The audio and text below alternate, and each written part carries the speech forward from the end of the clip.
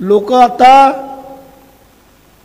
ग्रामपंचायतीचं सदस्यपद सोडत नाहीत, सरपंच सोडत नाहीत। या तुमच्या कार्यकर्त्यांनी महाराष्ट्र राज्याचं मंत्रिपद सोडलं, या रायगड जिल्ह्याला मिळालेलं मंत्रिपद सोडलं। याचं कारण उदाहरण दिलं आम्ही।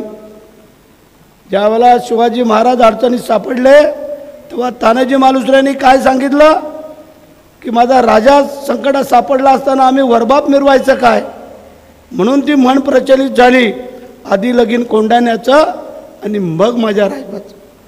अरे माझ्या महाराष्ट्रामध्ये जर महायुती टिकली तर आम्हीच आहोत ना सगळे।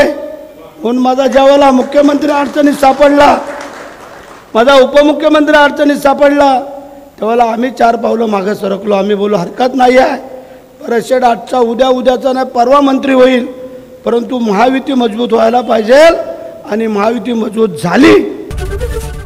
एबीपी माझा, उघडा डोळे बघा नीट।